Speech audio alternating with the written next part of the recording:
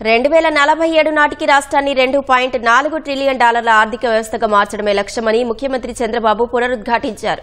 ప్రస్తుత 2.68 లక్షలుగా ఉన్న తలసరి ఆదాయం అప్పటికి 58.14 లక్షలు అవుతుందని తెలిపారు. రాష్ట్ర వృద్ధి రేటుపై ఆయన ప్రజెంటేషన్ ఇచ్చారు.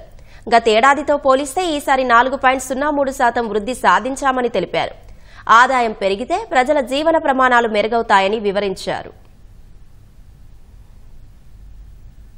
జీఎస్టీపీ అంటే ఏమనుకుంటారంటే మాకే సంబంధం అనుకుంటారు. రాష్ట్ర సంపద పెరిగితే వ్యక్తిగత సంపద పెరుగుతుంది.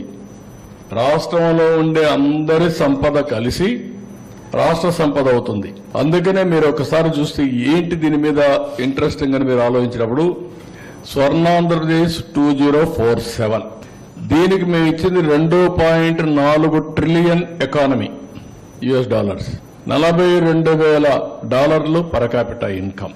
ఇప్పుడు $3,100 per capital income as on today 2024-25కి 15% అయితే 347 లక్షల కోట్ల రూపాయలు జీఎస్టీపీ అంటే $2.74 ట్రిలియన్ దీన్ని కూడా ఎక్సీడ్ అవుతాం 15 గానీ కంటిన్యూగా చేయగలిగితే. పర్ క్యాపిటల్ ఇన్కమ్ 58,14,916 రూపాయలు.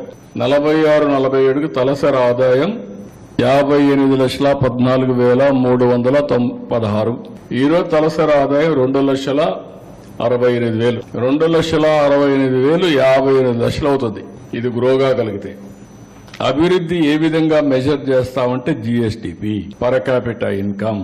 నా దగ్గర డబ్బులు ఉంది, ఖర్చు పెడతాను. ఖర్చు పెడితే ఏమవుతుంది? ఇండైరెక్ట్ గా గవర్నమెంట్ కి ఆదాయం వస్తుంది, డైరెక్ట్ గా కూడా ఆదాయం వస్తుంది. సేల్స్ ట్యాక్స్ ఆటోమేటిక్ గా జీఎస్టీ వస్తుంది.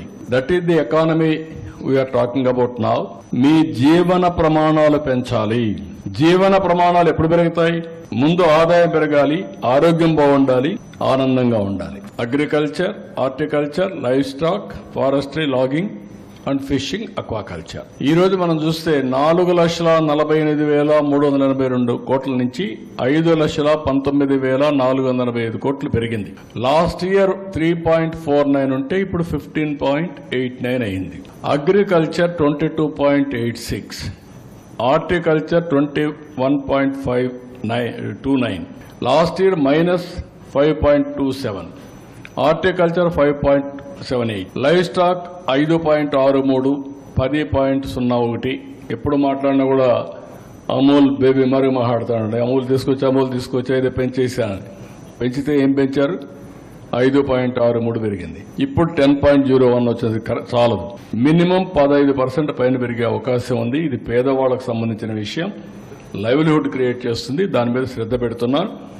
ఫారెస్ట్ అండ్ లాగింగ్ 4.29, ఇప్పుడు 2.49. దీంట్లో ఆ రెడ్ శాండ్ వుడ్ అవన్నీ అమ్మడం వీలు కాలేదు, ఆ ప్రాబ్లం ఉంది. ఫిషింగ్ అండ్ అక్వాకల్చర్ 2.02కు పడిపోతే 16% పెంచాం. 25 నుంచి 30% పెరుగుతుంది. హార్టికల్చర్ 25% పెంచే అవకాశం ఉంది. లైవ్ స్టాక్ 15% పెంచే అవకాశం ఉంది. ఈ రోజు అదే చెప్పాము మా వాళ్ళందరికీ. ఇది industry sub sector.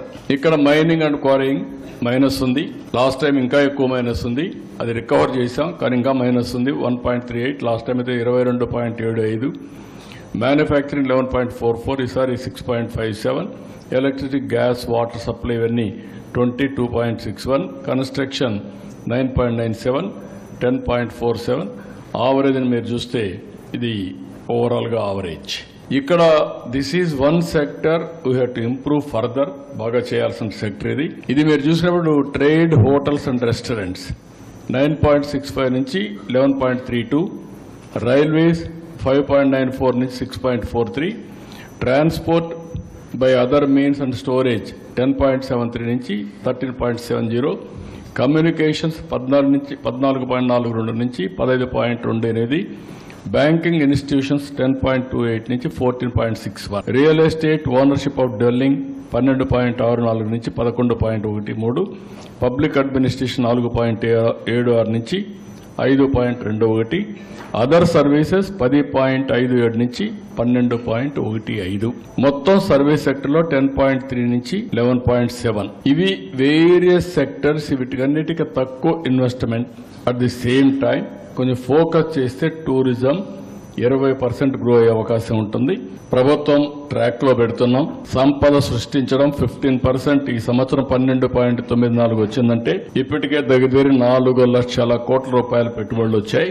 Amaravati track లో పెట్టాం. పోలవరాన్ని డయాఫామ్ వాల్ కూడా స్టార్ట్ చేస్తున్నాం. డబ్బులు కూడా ఉన్నాయి, ఇంకా ఎగ్జిక్యూట్ చేయడం ఒకటే. 12,000 కోట్ల రూపాయలు డబ్బులు ఇచ్చారు కాబట్టి అది అయిపోతుంది. తర్వాత ఎట్లా పెంచుకోవాలో అవన్నీ పెంచుకుంటాం.